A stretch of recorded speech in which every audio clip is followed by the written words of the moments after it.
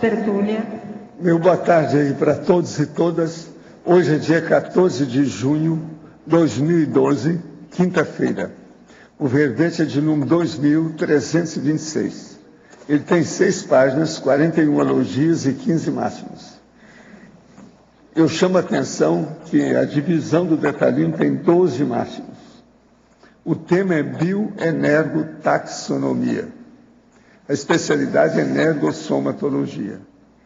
Quem redigiu o verbete com muita classe dentro da área dele aí é o professor Roberto, que esse é o 7º verbete, neo-verbete dele. Vocês estão morrendo de inveja? Cuidado. Definição. Hoje ele está ali, ó, muito bem assessorado. Ela está preparando o verbete, qualquer dia vai trazer aí. Eu estou esperando o verbete dela. Estou de olho. A bioenergotaxonomia é o procedimento de pesquisa capaz de identificar, reconhecer, descrever, discriminar, classificar, nomear e para diagnosticar as energias da natureza presentes nos ambientes, animais, plantas e demais seres vivos, na intenção de qualificar as parapercepções energossomáticas da pesquisadora ou pesquisador interessado nos estudos da energossomatologia. Agora, nós temos aí o estudo da fitodiversidade, permitindo a ampliação do conhecimento da energopensenidade. Fitodiversidade, energopensenidade.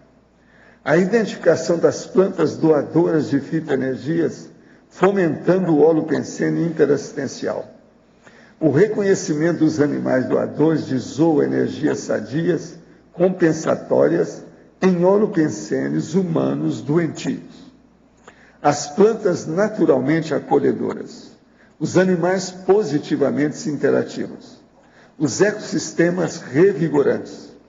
Os hábitos naturais integrais. Os ambientes antrópicos, entrópicos. Os ambientes intrafísicos estigmatizados. A ignorância da biologia quanto à identificação das bioenergias dos seres vivos. O fato de a variação na qualificação das bioenergias ser mais individual e menos vinculada à espécie. A conduta da pesquisa ininterrupta da natureza. A identificação da aura das plantas. As plantas doadoras de energias. O reconhecimento da aura dos animais. Os animais doadores de energias. A reatividade energossomática das plantas às pessoas, a apatia energossomática dos animais enjaulados, as espécies de fácil acoplamento energético, as espécies bioenergeticamente insensíveis, a anti-estigmatização dos ambientes. Agora, nós temos aí na argumentologia o tópico sobre a taxologia, 7 tipos básicos de bioenergias listados na ordem alfabética aqui. Vale a pena vocês verem. Também os indicadores, tem 6 indicadores, respectivo nível das formas de expressão, as quais podem auxiliar o pesquisador na discriminação e reconhecimento de padrões de bioenergia presentes nos seres, nos ambientes e elementos da natureza. Aí é a técnica da SIM, assimilação simpática. Agora, tem um outro tópico da fitoenergotaxonomia, com 5 exemplos na ordem alfabética de nome popular, de avaliações para discriminação bioenergética a respeito de determinadas plantas, realizada por este autor na Cognópolis, no Foz do Iguaçu, utilizando os indicadores de tipo de bioenergia supracitado. Tem 5 tipos aqui que ele fala. Depois tem a zooenergotaxonomia, com 5 exemplos de nomes populares também, quanto ao teste de discriminação bioenergética a respeito de determinados animais, também aqui da Cognópolis. Depois ainda tem a paraecologia, com 10 ambientes da Cognópolis, Foz do Iguaçu, elencados em ordem funcional de acordo com a trajetória da via Forestalis, trilha localizada nos campos CAEC e Polo Conscienciocêntrico de Discernimento. Vale a pena ver isso aí, porque isso não tem parte nenhuma, é a primeira vez que ele apresenta aí essa pesquisa. Agora, na reniciologia dos 15 verbetes, nós destacamos 5. Aconchego botânico, alta ancestralidade, dimener, energotactismo e evolução energossomática. Frase enfática. O estado de atilamento ininterrupto direcionado às parapercepções das bioenergias disseminadas pela natureza incita as pesquisas práticas por meio dos procedimentos da bioenergotaxonomia. Você já se atentou para o fato de estar envolto por tipos diversificados de bioenergia? Você tem assimilado, discriminado, identificado e classificado conscientemente a diversidade bioenergética? Eu chamo a atenção que a bibliografia tem 3 fontes bibliográficas. Agora, a mega análise aí com o João Paulo, são 20 itens. Bioenergossistemática, ambiente, holopensene, tipos e indicadores. Pesquisa, natureza, diversidade, classificação, identificação. Avaliação, observação, caracterização, discriminação e parabiologia. Paraecologia, parapercepciologia, energossomatologia, experimentologia e autovivenciologia. Agora, o verbete aí do dicionário hoje é megaconfrontologia. O argumento é omni-evolutivo-lógico. Eu chamo a atenção para os confrontos que tem aqui, que vale a pena a pessoa pensar nesse processo para a gente entender como é o processo da evolução. Agora, questionamento. Poderia aprofundar de que maneira o SCP-2 funciona ao modo de campo consciência-terápico? Desejo aproveitar o SCP-2 nesse final de semana em Saquarema com o professor Mário para estudar a natureza do autoassédio e dos entraves evolutivos pessoais. Como melhor aproveitar esse curso para atingir seu objetivo rumo à dispersidade e ao epicentrismo? Fique perto do campo energético, isso é a melhor coisa que você faz. E procure se predispor para que os amparadores possam ajudar você. E outra coisa, faça o sensoriamento, vamos dizer assim, a prescrutação de todos os detalhes do campo de energia que é instalado durante a SCP-2. Isso aí é importante. Qualquer coisa você pode falar com eles, se você estiver mais disposto a participar do campo. Às vezes eles podem colocar você na tripulação, na administração do campo. Em tertúlia anterior, o senhor cita que na hora da TENEPS, o animal de estimação não pode ficar no mesmo recinto por não saber qual a consciência que vamos ajudar ou a situação. Qual a problemática disso tudo? É a questão do animal espirrar? Não, isso é fichinha. Ele pode criar problema, raciocina. Animal é igual a gente. Agora, ele não teve curso e nem ele conseguiu ler o manual da TENEPS. Então, ele não sabe como se portar lá na hora. Não deve entrar. É uma pena, né? Se ele soubesse, a gente ia dar uma aula para ele sobre TENEPS, mas não dá. Né? Então, é bom que ele esteja fora. Porque os amparadores, eles trabalham com os animais a favor. Mas o assediador pode usar o animal como assediador para criar problema para o tenepsista. Meu pai tem 59 anos, teve uma educação castradora à moda antiga, porém sempre foi uma pessoa boa e altruísta com todos. Nesses últimos anos teve depressão. Está sendo medicado com Procimax, antidepressivo, diazepam e ibovane. Ele passa horas a fio na televisão vendo política e esporte. Lê a Bíblia com todas as pessoas, para todas as pessoas que encontra, e afirma ter experiências espirituais com o Espírito Santo. Minha mãe, uma pessoa mais racional e ponderada, está em grande atrito com ele e a vida do casal está profundamente abalada e desgastada. Qual a análise técnica que se pode tirar dessa situação? Como é que estudo a conscienciologia posso ajudá-lo? Como minha mãe pode compreender a situação e ajudá-lo também, sabendo que ela está bastante desgastada? O ideal seria você fazer arco voltaico nos dois. Esse faz um ambiente para isso. Isso aí vai ajudar. Álvaro Betógrafo. Na parafatologia, primeira e segunda linhas, as plantas e animais doadores de energia. Essa doação de fito-isoenergia espontânea, voluntária, por parte do vegetal ou do animal, ele é doador nato? Deve-se pedir permissão para o uso desse tipo de energia à fonte doadora? Bem, aí eu coloquei também na fatologia que geralmente as características bioenergéticas não estão diretamente ligadas à questão da espécie em si. Por exemplo, se é uma erva, um arbusto, ou o nome científico ali, o tipo específico. Então depende, às vezes, muito mais de onde ela foi cultivada, no caso a planta, de onde foi cultivada, como foi cultivada, como ela se desenvolveu. Agora, existe aí um meio termo. Claro, tem espécies realmente mais predispostas, igual eu coloquei algumas na listagem, nos exemplos, como, por exemplo, ali o guapuruvu, uma espécie que tem um crescimento muito rápido, a gente tem algumas delas aqui no CAEC, e ela naturalmente, todos os experimentos que nós fizemos aqui, com cursos, visita à natureza, a escola do parapsiquismo, a maioria das pessoas tem uma facilidade, por exemplo, de perceber a energia dessa planta, dessa espécie especificamente. Então, a pessoa tem que conhecer, tem que testar. Então, não necessariamente, se ela escolhe uma espécie de determinada planta, que ela vai ser naturalmente doadora. Depende aí, né, de cada uma, mas há, sem dúvida, uma predisposição.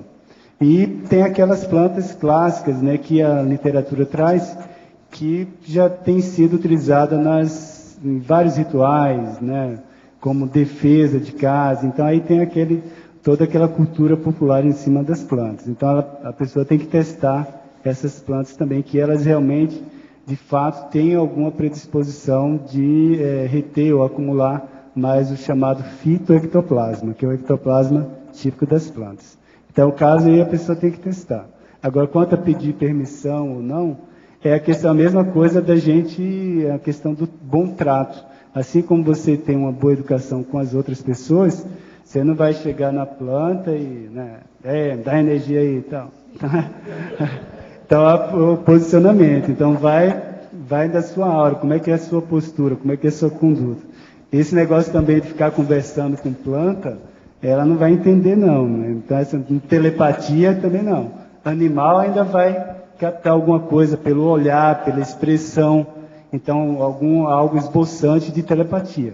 Mas também não é assim, não. Vai chegar, né, vai ficar igual aquela piada da pessoa que ficou imitando peixe lá, né? Né? Então, tem que observar.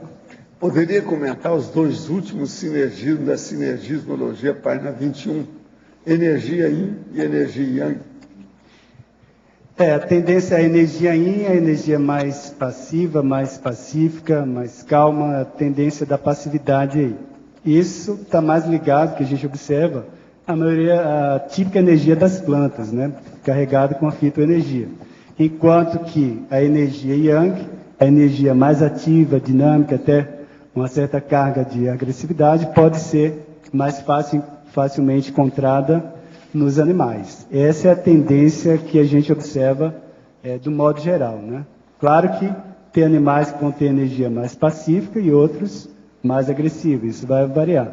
Assim também como tem plantas que vão ter energia, não vamos dizer com agressividade, mas ela vai ter uma energia menos suave do que outras, vamos dizer assim. Agora, mitologia, página 22. Os devas são realmente mito? A figura do modo como são tratados, relatados, o que é o mito? São formas de interpretações de indícios ou fenômenos da natureza. Então, provavelmente, esses mitos, nenhum mito ele surgiu por acaso, ou casualmente, não foi? Pode até ser que alguns agora, que sejam. Tem consciência que toma conta de Sim. tudo, tem. Agora, a forma de interpretar... São os devas. Isso. Então, a forma de interpretar essas consciências que são vistas, associadas à natureza, a forma de interpretar é que é mitológica. É isso aí. Mas o fato é que há consciência em toda a natureza, e de vários níveis. De vários níveis estão associadas às energias da natureza. Agora, Linda, eu entrego o professor Roberto para você. Na segunda linha da patologia, os ambientes antrópicos e entrópicos. Esses ambientes, o ambiente antrópico, o ambiente humano, carregado negativamente. Esse aí, geralmente, não precisa ter muito esforço às vezes, para a gente discriminar o padrão dessas energias. Por exemplo, você vai numa antiga masmorra, tem um local de presídio, por exemplo.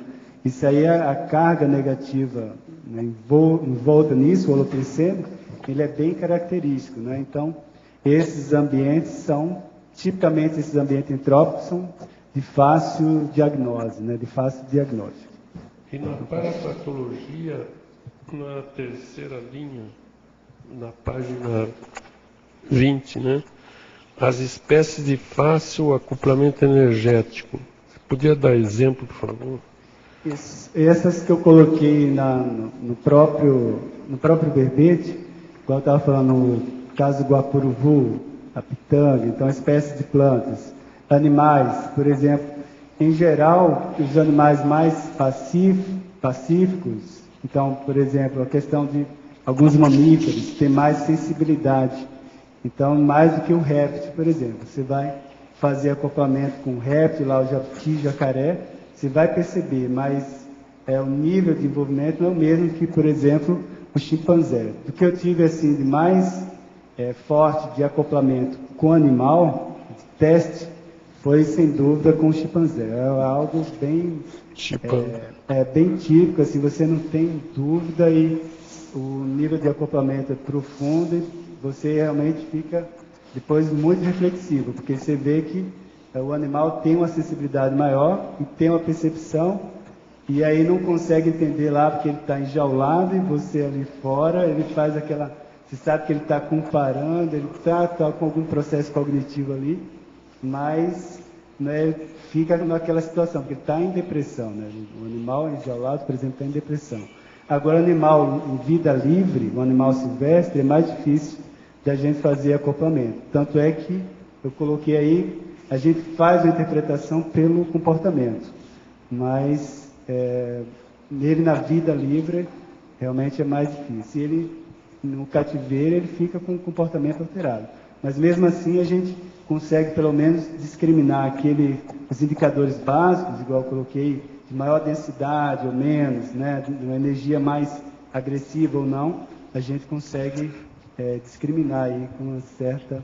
E depois, só para comparar, o seguinte, é bioenergeticamente insensível. Parece que já falou em... e o caso, por exemplo, mais dos répteis, né? Você joga energia, o bicho não tem muito. O pássaro, por exemplo, já é diferente. O pássaro, ele é um réptil que voa, assim, mas ele é mais sensível à questão de energia. O réptil realmente é literalmente casca grossa, não, vamos dizer assim, a tendência geral, né? Obrigado. Para Roberto, na efeitologia, na página 21, o último efeito, você fala, os efeitos da hierarquização da natureza na compreensão da lei básica da evolução. Isso. Essa hierarquização, aí a partir do momento que a gente começa a estudar mais as questões, tudo relativo à natureza, você vai ver que a hierarquização é algo íncito, faz parte, é natural, né, próprio de toda a organização da natureza. E as coisas funcionam, né, existe uma dinâmica, existem inúmeras interações, existe aquele estado de harmonia, o que o povo chama de equilíbrio ecológico e tal, existe aquela harmonização e tem tudo hierarquizado, em termos de complexidade de animal ou de planta, de nível funcional lá no ecossistema, no habitat, ou seja, quem tem mais força, quem tem mais energia ou não. Então, tudo isso tem uma administração própria daquela comunidade, é o que a gente chama de uma autossustentabilidade. Agora, então você observar isso na natureza, você começa a ver que a evolução é um processo mais do que, vamos dizer, hierarquizado, você passa a entender isso, então você vai ter menos, vamos dizer, não conflito, mas o nível de compreensão vai melhorar em relação à hierarquia. Aí você vai pegar, mas são em relação a espécies diferentes. Tudo bem, é mais claro você perceber essa hierarquia. E dentro da mesma espécie, por que ocorre hierarquia? Aí entra, por exemplo, a questão social.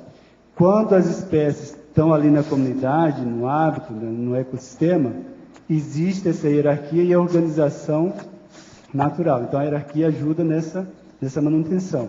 Quando é da mesma espécie, a funcionalidade é a mesma, ou seja, a hierarquia vai ajudar na manutenção da coesão do grupo social. Isso que a gente observa em primatas, principalmente, que é o nosso caso também. Você vê que a hierarquia ajuda a manter a organização da sociedade. Então, todos os animais que são sociais, a hierarquia ajuda a manter a organização. Então, por quê? Você tem referenciais, tem uma relação de respeito, não é só a questão de poder. A gente pode só interpretar a hierarquia como exercício de poder de uns sobre outros. Não é isso. O poder, ele vai emanar com espontaneidade, se tiver, né, dentro das relações naturais, dentro das relações sadias da evolução. Igual a gente observa aqui, a gente vê vários exemplos no caso de Consciex, para Consciência, a gente percebe os relatos, a gente vê, tem uma listagem de Consciex que chegam e que tem níveis hierárquicos, vamos dizer, evolutivamente diferentes. E a harmonia se mantém. As orientações, a informação, que é o principal, se mantém. Quando você vê uma comunidade, um ecossistema, ali está passando muita informação. Que, por exemplo, tem comida, tem água, tem alimento, não tem, tem abrigo, não tem, chove, não chove, tem. Então, tudo isso é informação que está circulando. E a hierarquia, a organização, ajuda a manter cada animal, cada planta no seu lugar, na sua funcionalidade. Então, a gente tem que fazer esse paralelo e fica mais claro o que é a hierarquia. Roberto, no concernente à planta, você disse que não adianta conversar com a planta. Mas foi feita experiência há muitos anos atrás de um aparelho ligado com eletrodos na planta, que vinha alguém. Aqui. Então, mas aí seria o que então? E aí seria o quê? Não seria esse rapó que é feito quando joga energia, que tem uma resposta? Sim. Não então, não é questão de falar. Você já explicou. Hein? Você já explicou. A informação que está na energia que faz a reatividade da planta. Então, tanto é que se utilizaram também das plantas como detector de mentira. Então, veja bem, a pessoa... uma maltratava e a outra tratava bem. Então, como é que é? Ela não interpretou a dissimulação do outro. Mas o mais provável que a gente pode admitir, né, como hipótese, é a leitura, uma espécie de leitura energética. Então, não há uma sintonia, não há... Se você lembrar da química, né? Então, nenhuma reação ou ligação química é feita ao acaso. Existem as afinidades. Então, o mesmo procedimento. Então, na hora que a energia ela não está afim ou compatível, vai causar algum tipo de dissonância, discordância, né? Desagrega, então não concorda, não harmoniza. Então, provavelmente, a planta deve captar isso, perceber, e aí ela tem uma reatividade. E essa reatividade pode ser medida, que o pessoal tentou fazer, pela galvanometria, que é uma medida de campo elétrico, eletromagnético. Exatamente. Tá?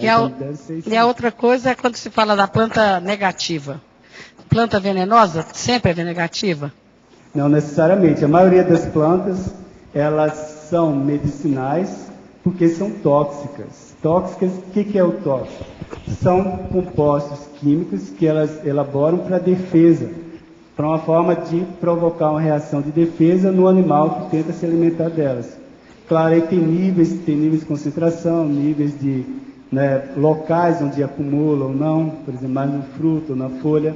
Então, muitas plantas têm toxinas acumuladas na folha ou no tronco e não no fruto, e menos no fruto.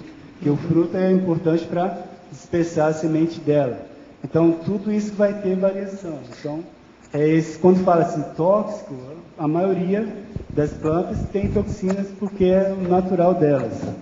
Tá? E a carnívora? O que você fala? O que você pesquisou em termos A carnívora, ela não mastiga, ela não come carne. Não, ela é um bichinho, ela come o bichinho, né? Fala carnívora porque ela é como um serzinho, né? Não, é bom. Então, não, mas ela é classificada assim, né? Não, o nome dela é carnívora porque ela se aproveita de insetos ou animais que caem numa espécie de rede ou local que ela tem, uma bolsa, né, um saco, que aí o animal às vezes fica preso ali e aí morre e entra em decomposição. Eles acham que às vezes tem a flor carnívora, sim. Olha essa mulher que matou o marido em 7 pedaços.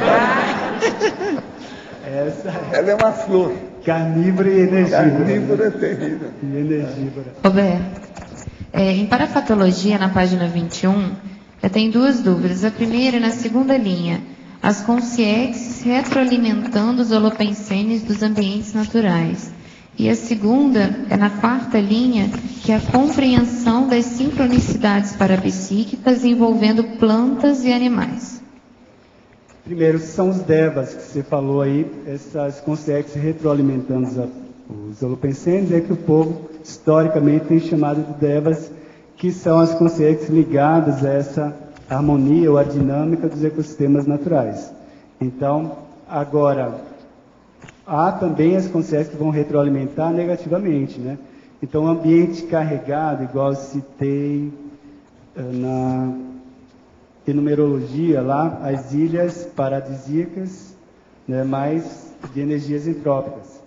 Então, ficam consciências imantadas ou isoladas naquele ambiente e retroalimentando um holopensene doentio. Então, pode haver nos dois sentidos aí. E mesmo, por exemplo, a gente viu alguns casos aqui, consciências especialistas em fitoenergia. No caso, o professor Valde já citou várias vezes o Talmal, a própria Rose Gardner. Então, as consciências em geral que usam essas bioenergias ou a fitoenergia, para a realização de assistência. No caso da compreensão das sincronicidades, por exemplo, você vê, você fazendo uma pesquisa de retrocognição, por exemplo, você vai ver plantas que são citadas, relacionadas a retrovidas e que você vê-las, há uma tendência natural delas aparecerem na sua vida atual. Então, a mesma ideia de fazer a cápsula do tempo, você escolher, a gente fez isso aqui com algumas plantas. Então, espécies que são naturalmente milenares, tem expectativa de vida para 1.000, 2.000, 3.000 anos, você plantar também já pensando nesse reencontro. Então, naturalmente, tanto plantas como animais, aqueles que, até comentei, acho que foi no verbete do Canis Lupus, presta bem atenção nos animais, as plantas que chegam até você. Não é o que nas suas pesquisas vão aparecer, vão ser reincidentes. As plantas que você tende a ter mais em casa. Então, essa afinidade não é gratuita. Então, geralmente, tem alguma, não que você vai, tudo que é espécie, igual, por exemplo, eu conheço centenas, milhares de espécies, mas não quer dizer que todas têm relação, mas tem aquelas que têm uma afinidade maior.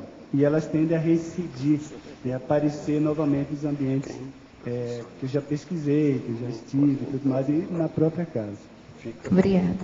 Roberto, ali na página 20, na fatologia, você pode dar exemplo das plantas naturalmente acolhedoras? Você conhece aí várias, e o contrário também, exemplo das não acolhedoras? As acolhedoras, por exemplo, geralmente está ligado a sombreamento, a própria energia em si, então algumas figueiras, canelas, por exemplo, o próprio ingá. Você vê, presta atenção, por exemplo, onde as pessoas tendem às vezes a parar na sombra para conversar. Então há uma tendência, em geral, daquela planta começar a carregar energias positivas. Então aqui a gente tem, por exemplo, a peroba. Então quem quiser fazer um teste, vale a pena ali a gente plantou tem uns 3 anos, ou 4 anos, na próxima entrada da holoteca, próximo ao novo auditório aqui. Então tem uma peroba que está com a placa de identificação lá. Então procura fazer um teste. Então se aproxima com 10 metros, 5 metros, agora sim, com soltura, com tranquilidade. Você não vai chegar igual a gente faz aqui, já fez nos cursos de visita à natureza, né? Então pede para a pessoa testar a energia da planta, a pessoa chega lá, aí se posiciona, para testar essa aqui. Então com essa posição já não vai. Então você chega, você não precisa, Então vai de longe você com a sua psicosfera mais solta, relaxada, aí você testa. Então essa peroba lá perto do acoplamentário ali, vale a pena testar. Então, tem algumas que vão ter aromas, igual a gente tem também um chamado paudalho. Ele vai dar uma reação, ele é positivo, mas o aroma, dependendo da pessoa, a pessoa já vai repulsar, nem que não seja em relação à energia, mas pelo próprio aroma dela forte, carregado, muita gente vai sentir repulsa por aquela planta. Então, tem que observar isso aí. A questão da presença de espinhos. Tem aquela que o professor Valdo costuma chamar da desgraça pelada, que é o aveloz. Então, aquela você tem que testar. Aí tem que ver muito de cada um. Da mesma forma que varia a afinidade da pessoa com outra, vai ser dessa forma com os animais, com as plantas. Vai variar muito individualmente. Mas, sem dúvida, tem uma tendência. Igual que eu falei, guapuruvu, ingá, as canelas, o próprio jamelão, que chama, ele é bem, uma sombra bem forte, densa, tende a ser acolhedora. A urtiga, você já testou? A urtiga, por exemplo... Agora, se pegar certas pessoas, às vezes a pessoa pode analisar bem o que é um vegetal, né? Através de certas pessoas. O problema é que é um pouco problemático. O problema é problemático. É problemático. Chegar perto. Mas olha, em fatologia, página 20, penúltima e última linha. O fato de a variação na qualidade das bioenergias ser mais individual e menos vinculada à espécie. Poderia aprofundar, por favor? Comentei agora há pouco com a Daiane sobre... Então, essa vai variar muito de indivíduo para indivíduo, ou seja, é a pessoa com aquele exemplar da espécie. Porque a espécie são vários exemplares, vários indivíduos. Então, alguns podem ser mais ou menos acolhedores, podem ter mais ou menos energia. Então, a pessoa pode ter mais facilidade com aquele indivíduo ou não. A gente fez um teste interessante, lá perto do acoplamentário mesmo, então, com alguns alunos. Por exemplo, tem uma mesma espécie de leguminosa que acompanha a trajetória do acoplamentário, perto da holoteca até lá o bloco do laboratório. Então, falei para a pessoa testar, testa aqui e testa depois lá perto do acoplamentário.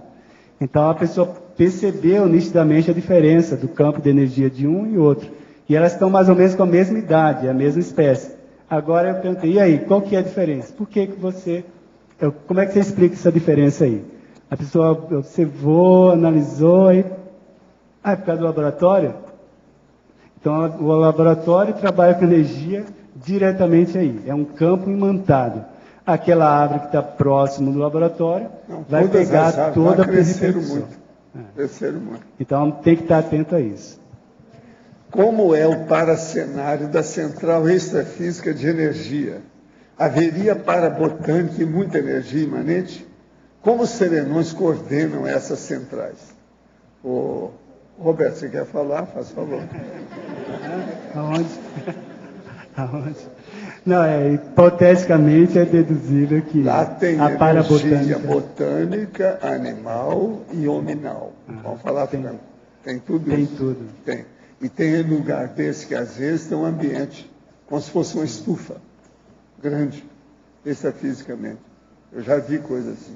Não, e Consciex também faz pesquisa, teste, experimentologia. Entende? Agora, o holopensene lá é o dínamo, a usina. O negócio não é fácil.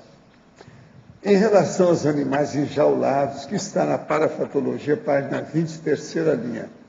A apatia energossomática dos animais enjaulados. Isso acontece com os animais em pesquisa convencional ou depende da situação? Tem alguma finalidade assistencial? Os animais em pesquisa, ou seja, as cobaias, a condição deles é pior ainda, né? Porque eles já ficam completamente alterados, já são criados sob tensão. Então, eles têm um comportamento e as energias completamente já alteradas. Então, claro, isso aí é em benefício da humanidade, da sociedade, enfim. Claro que tem a finalidade específica. Agora, a gente não pode deixar de reconhecer que eles são alterados. E muitos ficam com traumas que nunca vai ter resolução, nunca vão ter cura, não vai ter. nenhuma saída para eles, não. Porque eles já foram, desde que nasceram, e são testados, por exemplo, desde jovem ali com agulha, vai retirando sangue, então eles vão sendo habituados a não sentir dor. Então, a dor para eles, a reação, eles já... E outra coisa, são lugares fechados, não tem contato com outros, com o ambiente externo, então são uma série de repressões que o animal sente e aí fica todo alterado. Poderia explicar a parte da parafatologia, página 21, primeira linha, a compreensão da sincronicidade parapsíquica envolvendo plantas e animais. Eu falei agora há pouco sobre isso, é a explicação daqueles animais ou plantas que tendem a ser reincidentes dentro da sua rede de relações. Os locais que você morou, a rua, a paisagem do bairro, né, daquele local. Então, o que é que tende a ser reincidente? Então, você vai ver que muitas vezes isso tem uma relação de afinidade com aquele grupo, com aquela espécie, e que isso vem do passado. Então, você passa a compreender melhor isso aí. Professor, poderia dar algumas dicas em como usar a intelectualidade, o parapsiquismo e a comunicabilidade para ser autoconsciente da ficha evolutiva e se isolar da Robex?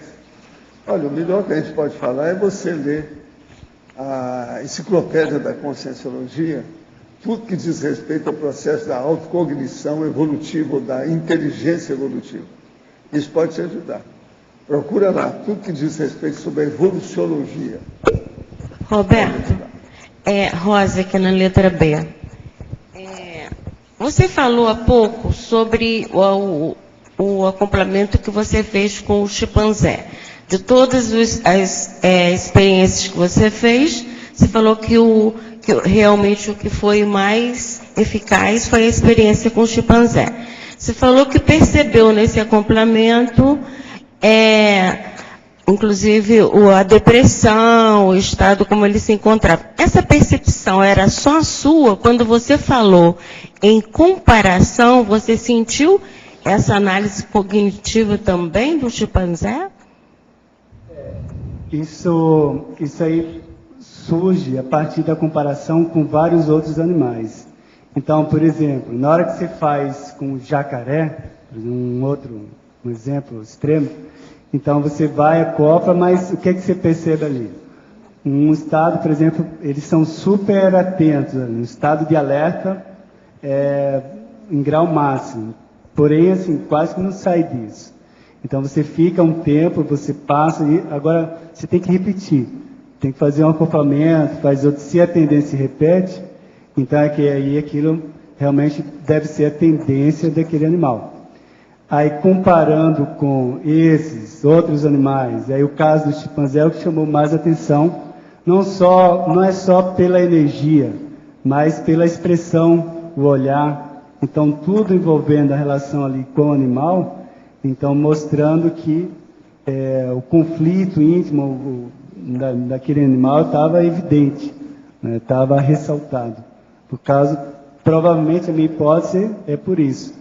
Em virtude dele perceber o grau de similaridade que ele vê, animais, quer dizer, outros, com características similares, porque todo animal observa muito o ambiente onde ele está, igual lá eu estava falando do jacaré.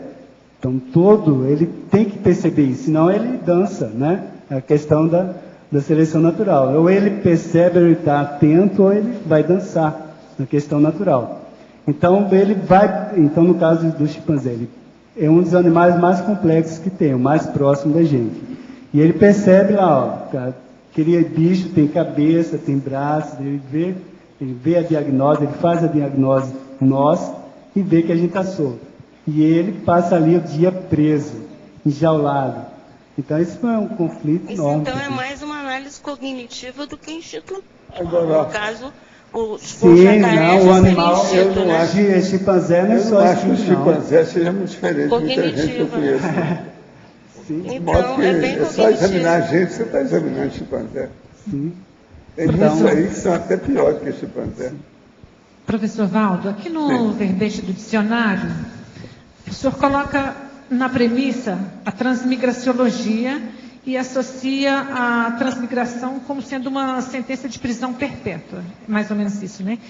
Isso tem ligação total com o paradireito, não tem isso? Esse item e a paracogniciologia lá da complementação? Aquilo que a gente estava conversando. É para a pessoa entender o que é que tem. Quando há um desvio, desvios podem ser pequeno transviamento de uma pessoa perante a evolução. Pode ser uma coisa pequena, temporária, entende? Fugaz. E pode ser uma coisa mais demorada, mais séria, extensiva. Então, isso aí que nós queremos ver com calma. A minha dúvida e fazer o confronto dessas situações. Sim, é que o verbete nega confrontologia, o senhor colocou como argumento o homem evolutivológico. Poderia ser também, isso que eu quero saber, também poderia ser dentro do paradireito? Poderia ser dentro da paradireitologia também, esse verbete? Poderia sim, não é? Por que não? Tudo é confronto. Faça o confronto, por exemplo, da direitologia com a paradireitologia. Vale a pena. Direito de modo geral e o direito parapsíquico, mais avançado, evolutivo. Vale a pena. Esses confrontos todos podem ajudar muita pessoa. É associação de ideias, né? Fazer o contraste, o paralelismo, às vezes ajuda muito. Vale a pena. Professor, a gente estava discutindo hoje de manhã isso. Professor Valdo, aqui, por favor. O senhor respondeu agora há pouco uma pergunta falando, eu não sei se eu compreendi bem, o senhor falou de uma estufa extrafísica.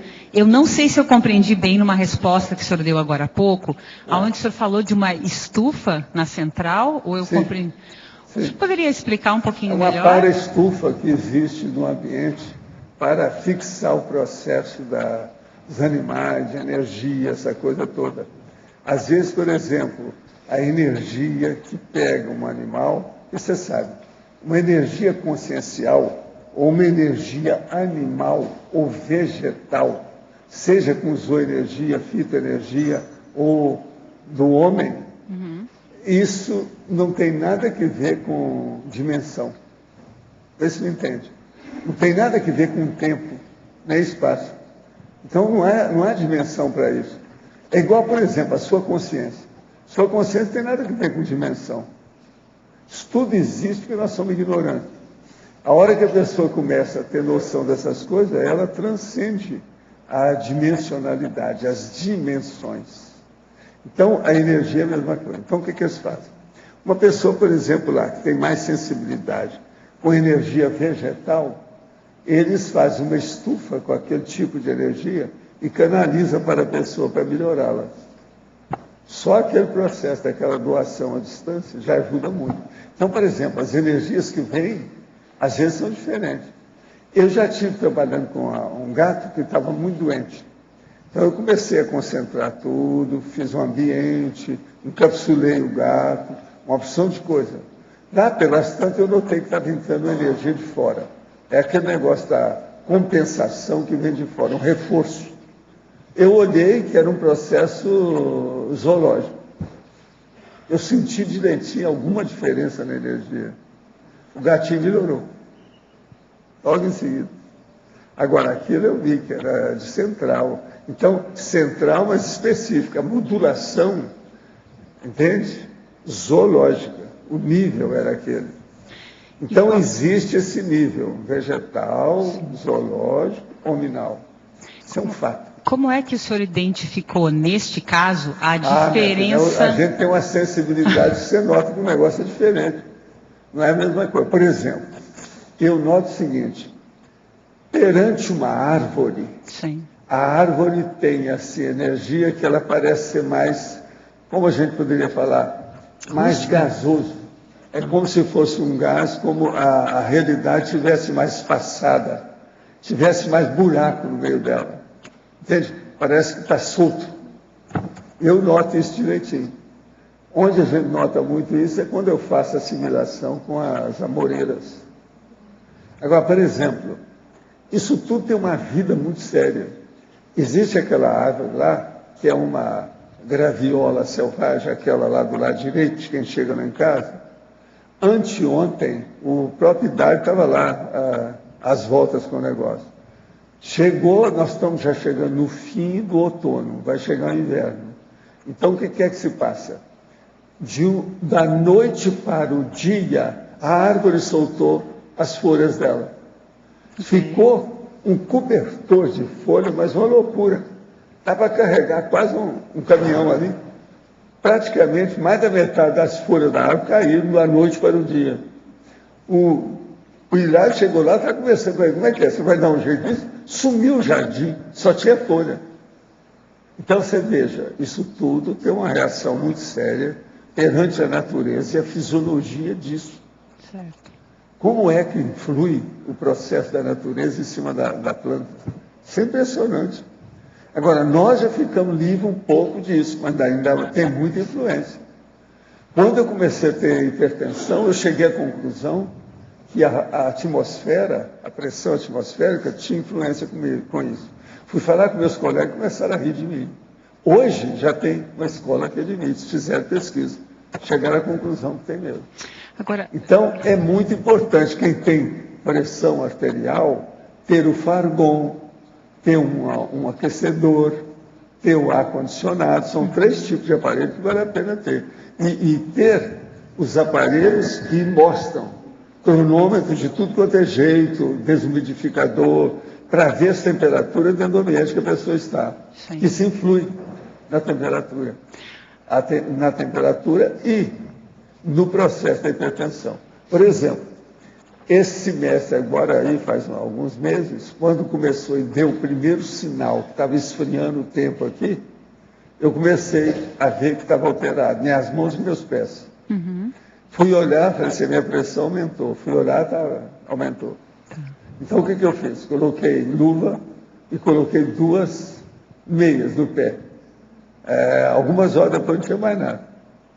Então, você veja, se aumenta o processo, se diminui a temperatura nos ambientes, e que mexe com o processo da umidificação. Então, você pode ter o processo de desidratação, então uma série de coisas nisso. Por exemplo, com Fargon, tem certas pessoas que têm o olho seco, ela não pode ter Fargon em casa. Aquilo faz mal para ela, porque seca o olho vai criar problema. Não tem lágrima, não tem nada, não há secreção. Isso é um fato. Agora, eu ponho o Fargon no banheiro. O que é o Fargon? Que pega para o meu quarto. Eu deixei, está tudo ligado hoje. Porque estava uma umidade de 82 no quarto. Isso não é bom. Professor, mas 82 no quarto, 82 de umidade. Essa discriminação entre a energia animal, vegetal, humana... Olha, para falar para você aqui dentro agora, mas eu não confio muito nesse trabalho, não, ele é um pouco esquisito. Está com 71% aqui dentro, aqui, nesse local, de umidade. Tá. Qual seria o ideal que a colega está perguntando?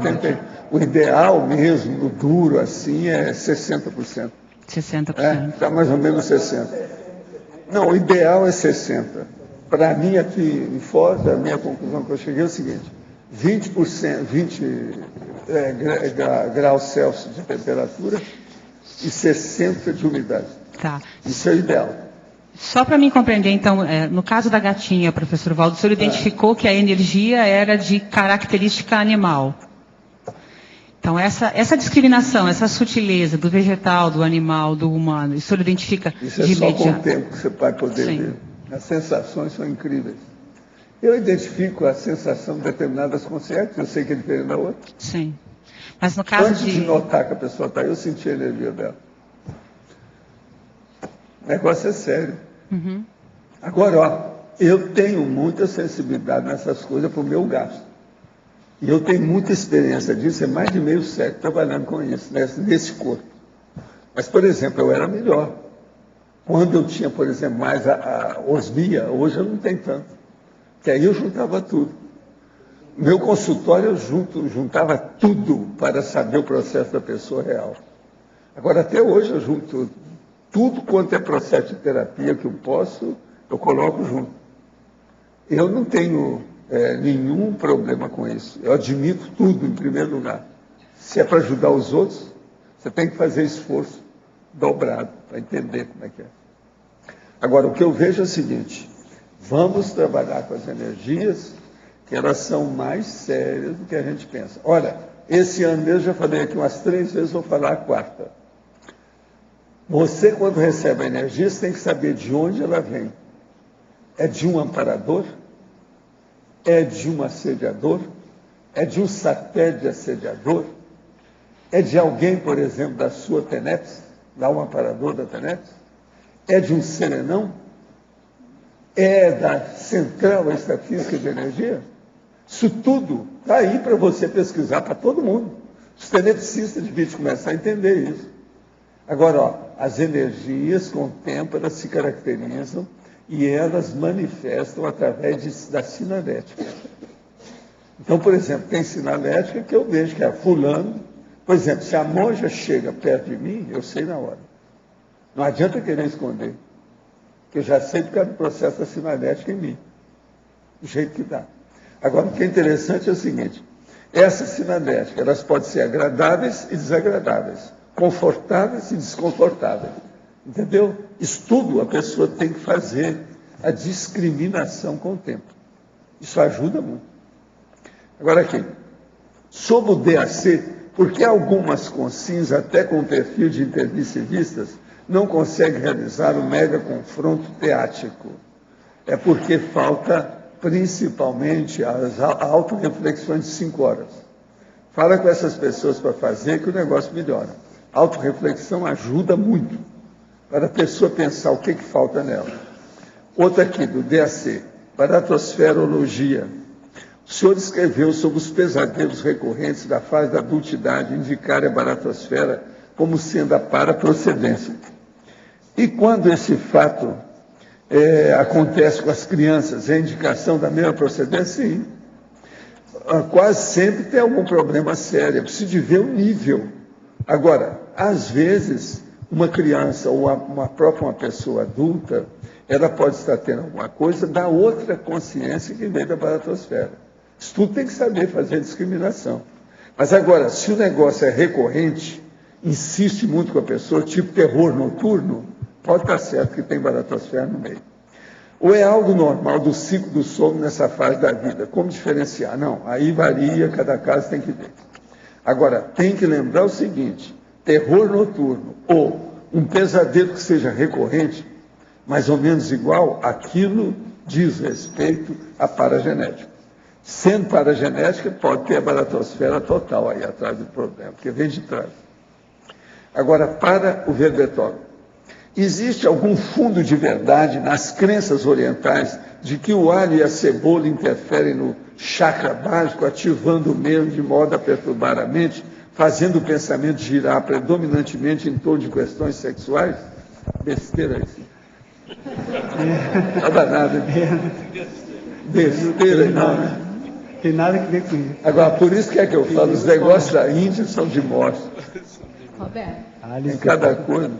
Roberto, eu vi uma vez uma palestra que é do Henrique Rodrigues, que o professor Valdo até cita ele no Professologia, onde ele mostrou umas fotos da máquina Kirlian, onde mostrava que a folha, quando cortava o pedaço dela, ela completava, ela ficava igual membro fantasma, sabe? A explicação que a gente dá para o corpo é que é o psicossoma que faz aquele membro fantasma. E na planta, qual é a explicação? Porque se for também um tipo de psicossoma, eu acho que a gente pode imaginar que ela pode sentir alguma coisa. Isso que está conflitivo na minha cabeça. Aí é o caso da dimensão. Você vai separar psicossoma e o energossoma. Você vai falar que o psicossoma não tem energia nenhuma? É um corpo que não tem energia? Tem ou não tem? O psicossoma tem energia ou não tem? Tem, mas aí então porque assim, ó, você via direitinho aonde tinha folha ainda material e aonde tinha todo o contorno, onde tinha tirado a folha. Então aquilo ali não é psicossoma. Não, deve ser o corpo, o corpo de energia. Então. Deve ser de alguma forma. O que a gente percebe às vezes também, a própria psicosfera, né, da planta, ali a aura da planta, deve ser o tipo mais rarefeito da energia dela, alguma coisa assim, deve ter variação ou gradação do tipo da energia dentro da própria planta. Né? Não deve ser só um padrão único. Né? Não é só fitoectoplasma, não é só energia densa, não é só energia mais sutil. Então deve ter essa gradação aí em cada planta, igual a gente percebe nos outros seres, né? Nos outros animais ou na gente mesmo. Valdo, você falou agora há pouco que a energia vem com sinalética. Como sinalética? Você desenvolvendo a sinalética, você discrimina isso tudo que eu falei. Por isso que a sinalética ela é super complexa. E é específica da pessoa. Toda energia que a gente recebe, ela vem com sinalética. Depende de você, né? Não sei. Depende da sua sensibilidade. Mas é no para-raio, né? Para-raio. No teu caso. É igualzinho o processo de você pegar a graduação da faixa de qualquer coisa. É a mesma coisa. É um contato. É o processo da micro-onda. No teu caso, ela vem sempre como sinalética. Como é que é? No teu caso, ela vem sempre como sinalética. É isso? Não, vem, mas eu nem sempre sei discriminar bem. Eu discrimino algumas coisas. Por exemplo, a monja não tem jeito, essa aí eu sei. Serenão é diferente. Por causa do processo da força que vem, aquele volume da intensidade, entende? Por exemplo, do reurbanizador, eu sei direitinho. Entende? Muda. Então é muita coisa. Estão matando mosquito com bomba atômica. Porque então você sabe, quando esse negócio é muito, você sabe direitinho que é diferente.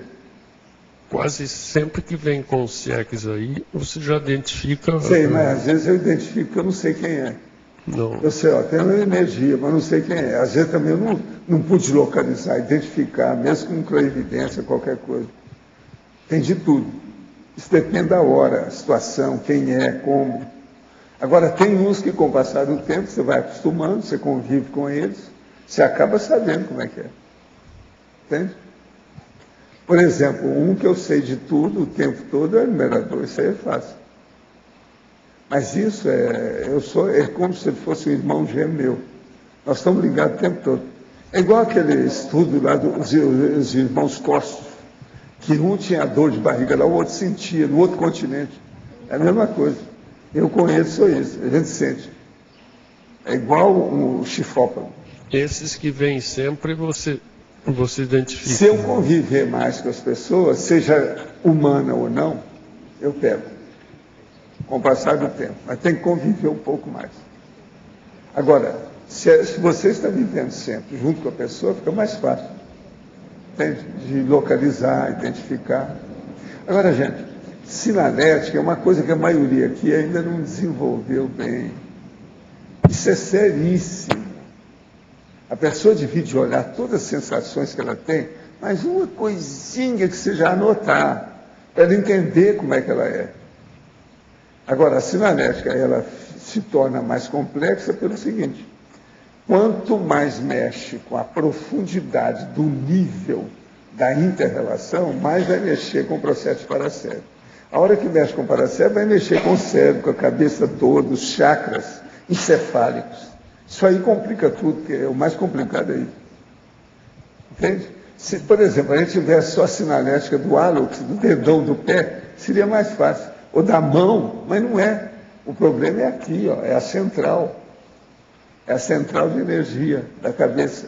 Professor, então, só na cabeça, né, tem inúmeras variações. Pois é, como é que fica isso? Aquele negócio dos triângulos que eu falo que tem, os chakras que nós temos, os nervos, os pares dos nervos cranianos. Como é que fica? Os hemisférios. Outra coisa, o esfenoide, com todos os problemas que tem. Pois é, mas então vamos ver. Quanto mais mexe com o processo intraconsciencial, o senhor se refere ao fato da energia ter o seu impacto ou ao fato da gente ter a nossa própria percepção? Em qual sentido que o senhor disse? O problema todo é o seguinte: quanto mais percepção você tenha, melhor para qualquer coisa, para sensoriar isso aí, fazer o sensoriamento. Uhum. Agora, isso aí é detalhe. Então tem que estudar muito o detalhismo. A maioria das pessoas não entra em detalhismo de nada, nem quando fazem aqui o verbete. Por exemplo, ele aqui já é veterano. Hoje ele pôs no detalhismo, tem 12 itens. Sim. Sabe? Aqui, na divisão do detalhismo. Ele não é bobo. Tem 12 máximas. Isso é detalhismo. Agora veja, em matéria de energia consciencial, em matéria de parafenômeno parapsíquico, tem que pegar as energias e ver os detalhes, para a pessoa poder entender isso mais. Senão não adianta, demora muito. E outra coisa, ela é iludida pelas próprias sensações, a vivência dela. Ela não fixa. E o que é difícil? Aquilo que eu sinto não é igual ao que você sente. Você não sente igual ao que ele sente. Então, cada um tem um micro-universo consciencial específico, que a pessoa que tem que deslindar isso aí. Sim. Por exemplo, se o senhor enviasse a sua energia e depois enviasse a energia da central, isso pode ser que eu perceba de uma maneira as duas energias e o colega ao lado vai perceber completamente diferente. Nada. E às vezes ele vai perceber, além dessa, outra. Sim. Isso aí depende do sensoriamento que ele tem. Sim. Uma outra coisa. Quanto mais lucidez você tenha dentro de uma condição homeostática, uma condição sadia do seu holossoma, mais você está apta para captar e fazer o sensoriamento de energia e de parapsiquismo, de fenômeno. Agora, uma pessoa que está doente, uma pessoa que está com má intenção, uma pessoa que está baratrosférica, essa não adianta a gente estar falando isso, não vamos perder tempo com ela.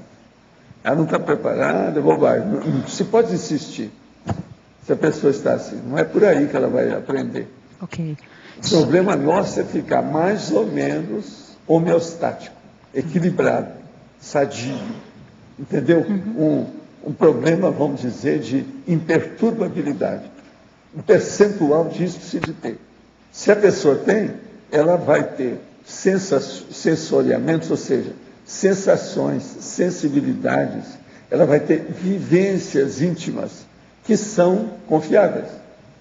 Agora, se tem um processo de assédio, se ela faz o próprio autoassédio, você não pode confiar em nada, nem ela vai poder confiar. Qualquer preocupação que a pessoa tem ali já... Há uma interferência que desloca tudo, é uma interveniência totalmente patológica. A leitura... Não dá certo. Por isso que a gente fala, por exemplo, o ideal é nós começarmos a estudar o que é imperturbabilidade. Esse ano eu estou batendo muito nisso. Agora, começa pelo seguinte, veja quando é que você ficou irritada. E por quê? E você tem que falar para você, nunca mais, jamais, acabou, eu não vou ficar mais irritado. Agora, por exemplo, você pode bater na mesa, para mostrar o histrionismo, isso não é irritação. Ó, não tem nada com isso. O negócio é não deixar a adrenalina dominar vocês. Ainda tem muita gente aqui dominada por adrenalina. Não é sempre, mas esporadicamente a pessoa tem aqueles 5 minutos, tem um surto, tem uma coisa, fica danada da vida, reclama. E outra coisa, às vezes grita, quando está sozinho, grita, xinga. Entende? Isso tudo tem que ver. Isso aí é que é o ruim da história. Quanto mais você conseguir manter a imperturbabilidade, sem irritação. Estou falando de irritação, uma das manifestações, mas tem um monte delas, né, negativo. Então, quanto mais a pessoa ficar com isso 100%, aquilo vai melhorar cada vez mais. A tendência é expandir isso com muita mais intensidade, entende? A pessoa desenvolve mais rápido. Isso é um fato. Roberto, lá no Mega Vila tem muitas árvores em volta dos prédios, eles têm problemas que eles plantaram e não planejaram muito assim a umidade, o bolor. Aí vira e mexe, eles fazem uma poda horrível nas árvores. E eu tenho o meu prédio, por sorte, eu não sabia que ia ser assim, mas ele é tomado de verde em todas as janelas. Aí quando eu sento assim no quarto e olho aquele verdão, no outro dia eu admiro e tiro foto, tem até morcego lá.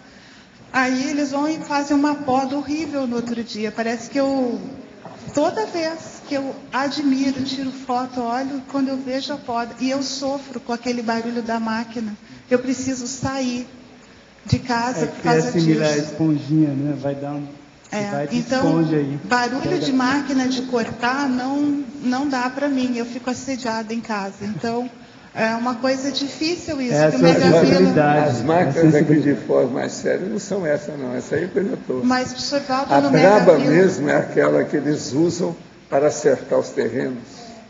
E começa até a dar vem do barulho e dá um tremor. Entende? Essa perturba a pessoa para dormir. Eles chegavam Eu sei porque aqui do lado eles faziam isso, faziam aquelas marcas. Quando eu estava trabalhando, você podia cair fora. Eles deixavam o tronco só e um galinho. Daquele galinho brotava a árvore, eu ficava torcendo para esperar para a árvore voltar. É a mutilação forçada. É a mutilação, excessiva. Mas isso atrapalha, né? Não, isso aí é negativo, né? Um trauma negativo. Até um certo ponto. Totalmente negativo. O professor Valdo, o Titã ficou doente e eu sempre dava uma graminha que eu plantei do lado de fora.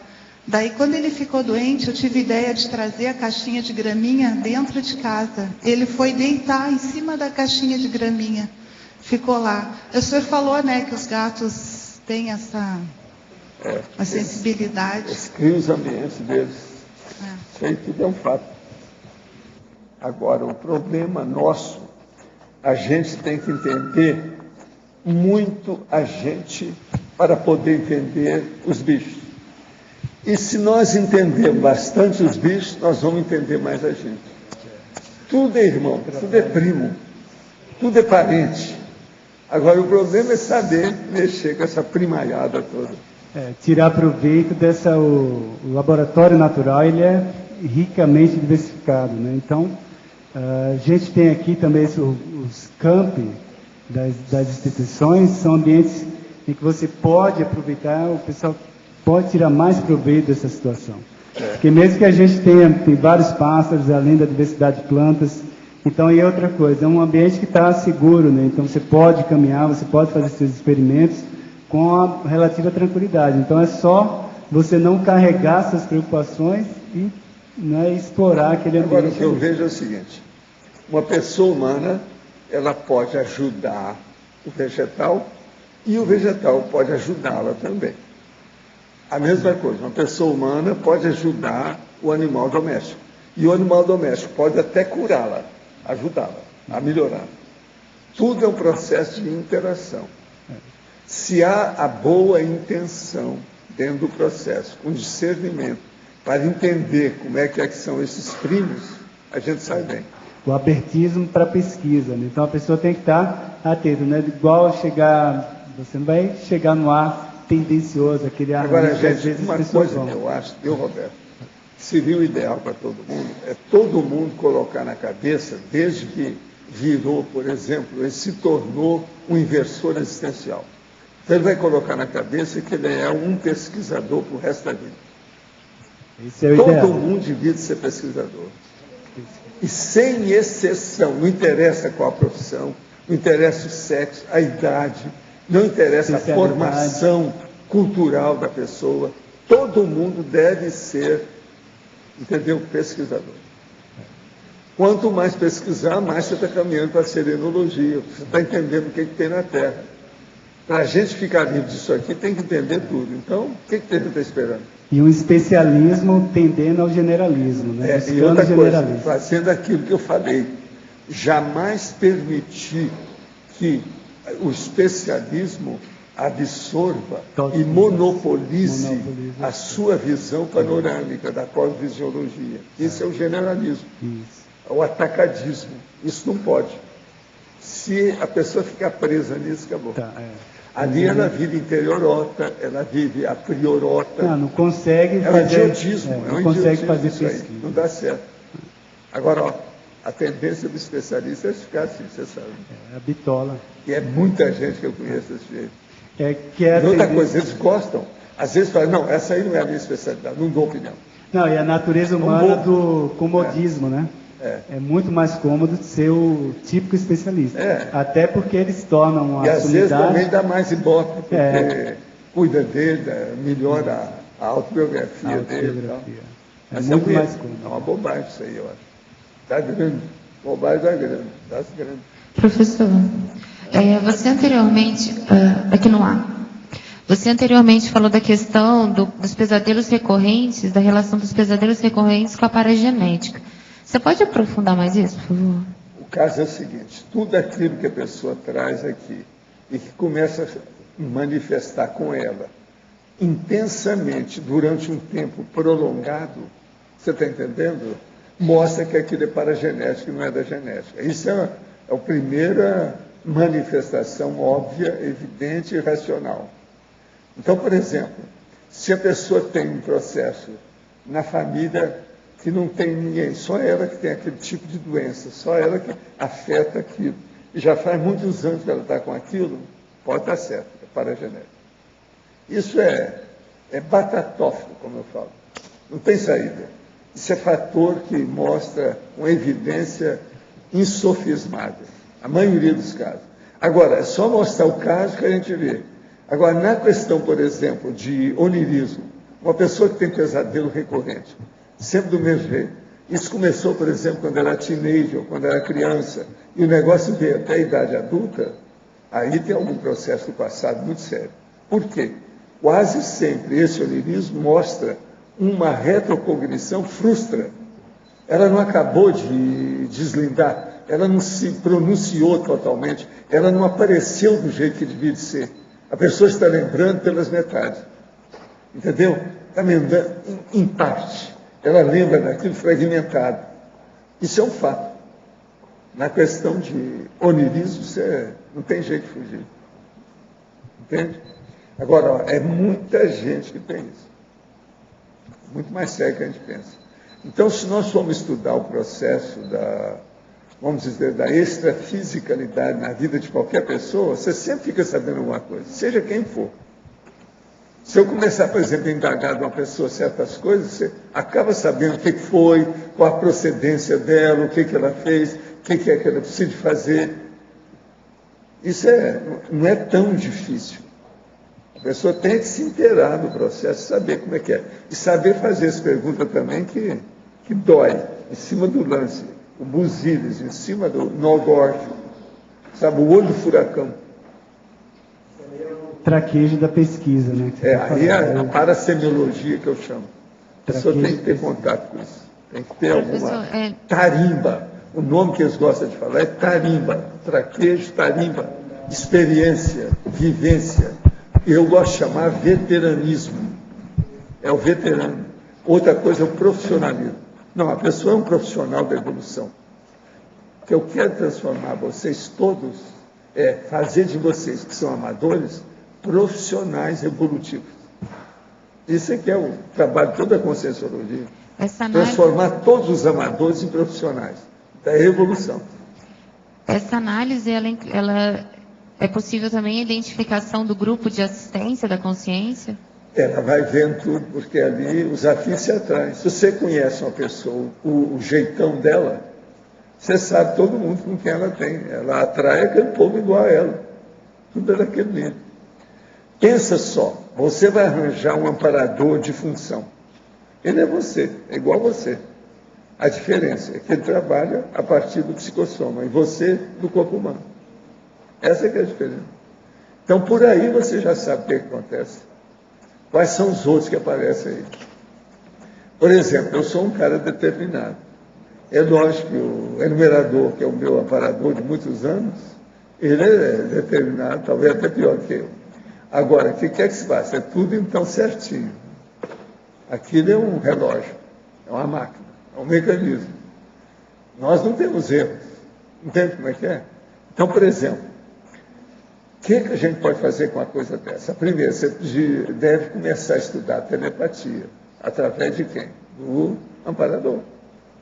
É o que eu falo para a turma da TENEPS. O que vocês estão esperando? Localize, identifique o seu amparador o mais depressa possível. Entre em contato com ele, porque você tem contato com ele todo dia. Então, aquilo está assim, está imantado. Um está preso no outro. Tira partido disso. Você vai saber muita coisa. Agora, isso é matemático. Você está entendendo os desafios que nós temos pela frente? Tanta coisa para ser pesquisada, investigada, estudada, e de tudo quanto é tipo, tudo na nossa mão. E outra coisa, tudo tem lógica. Tudo é benéfico. Vai trazer muita vantagem para todo mundo. Se uma pessoa desenvolve qualquer tipo de investigação positiva e sadia, ela ajuda todo mundo do grupo dela, em torno dela. O entorno dela é beneficiado com aquilo imediatamente. Pensa nisso. A gente confia, né? Que a turma está estudando, está caminhando com isso, né? Nós estamos caminhando para lá. Agora, o seu verbete hoje é muito bom, está com muito detalhe. Vocês precisam, depois de ler aqui com calma, o que ele está falando aí da paraecologia, que fala tudo sobre CAEC. É coisa que vocês estão aqui vendo isso todo dia, vale a pena, né? Agora nós vamos abrir, então, parênteses, a 1h45.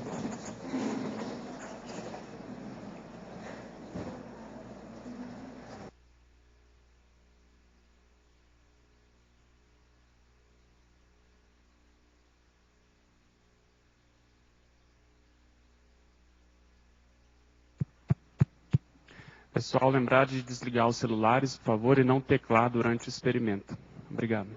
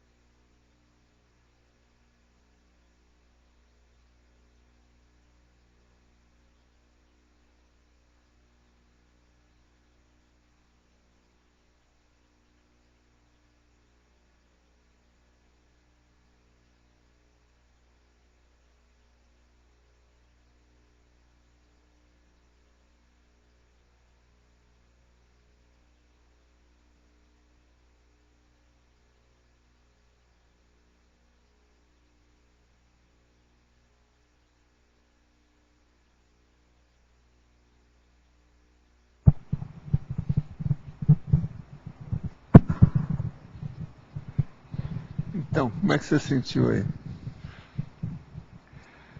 Bom, é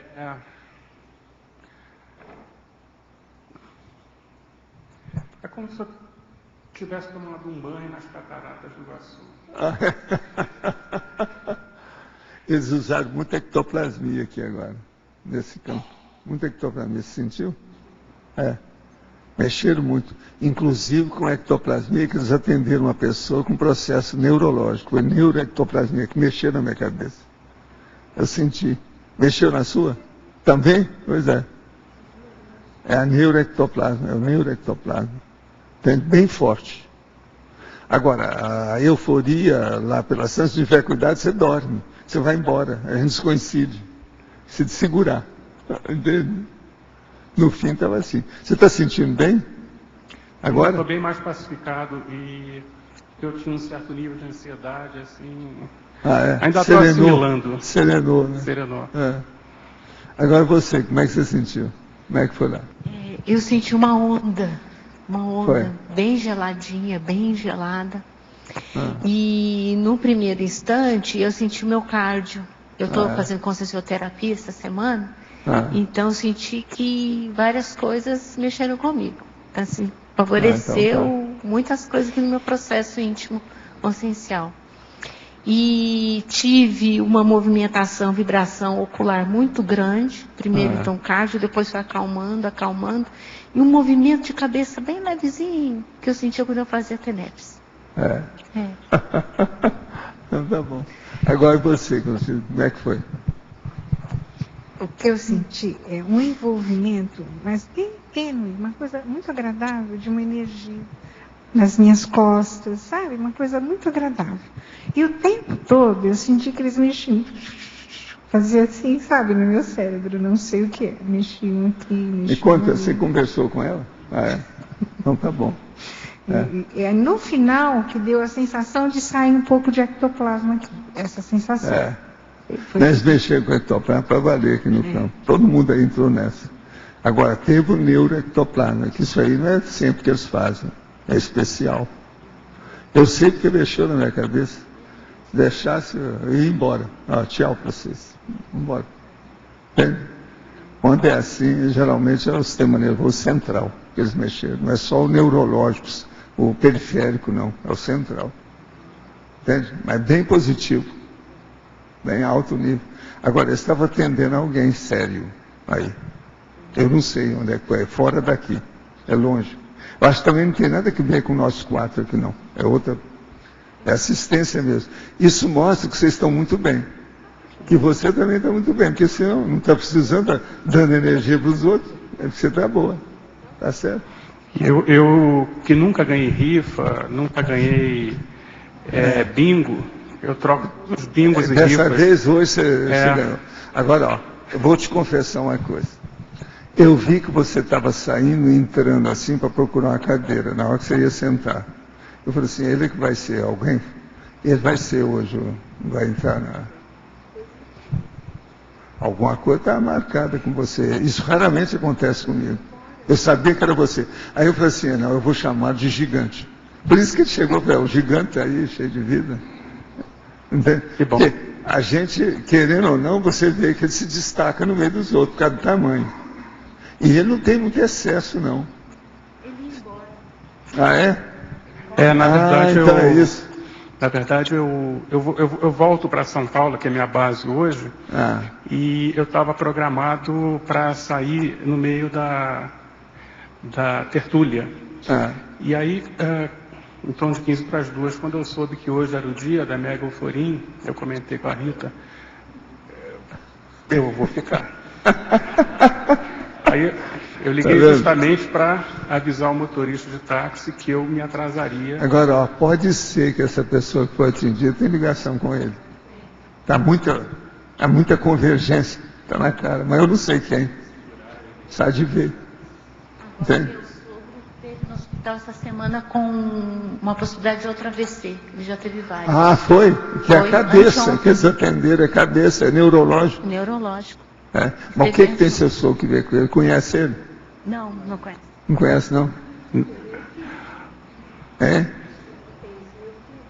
Caso grave neurológico. Meu filho tem um caso grave. Pois é, agora precisa ver o resultado, o que deu. Vamos ver o que deu. Vamos ver lá seu sogro, vamos ver a situação dela. Gente, ó, qualquer coisa a gente apela para você ceder energia. Obrigado.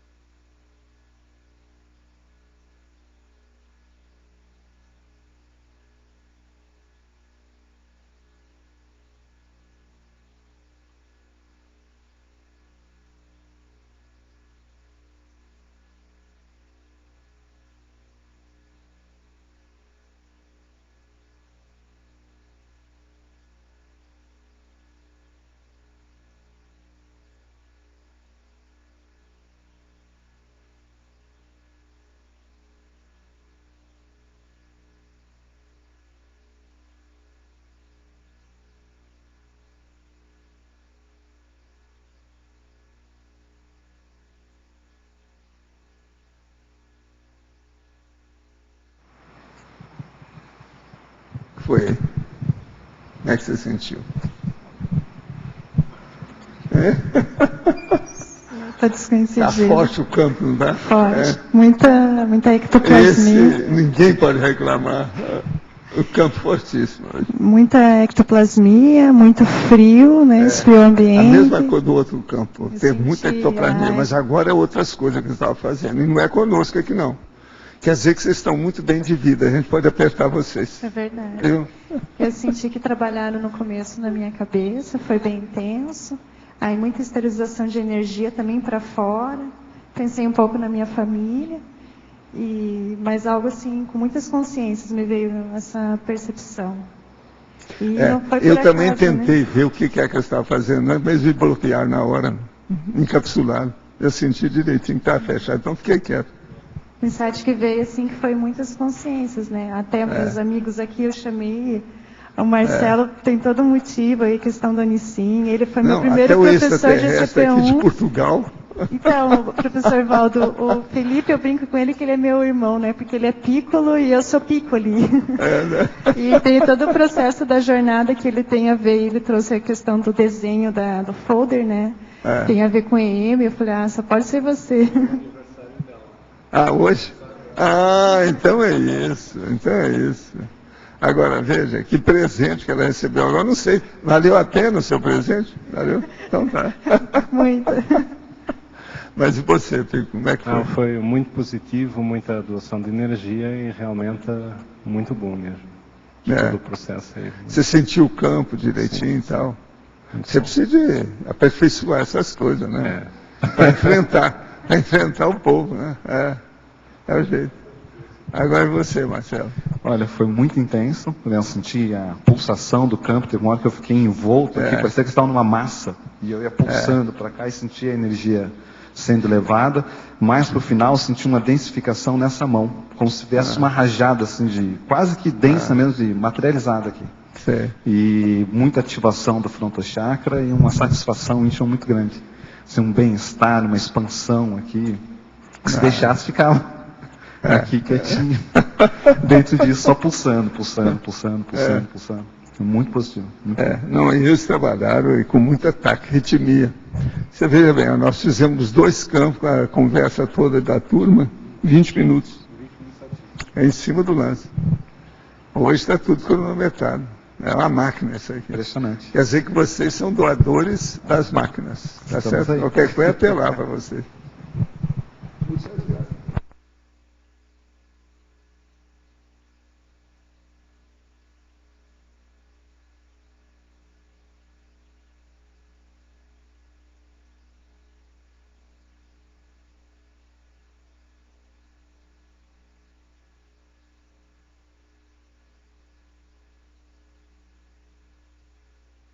Devolvo aí, sabe, o professor Roberto para você. Aqui em cima. Aqui.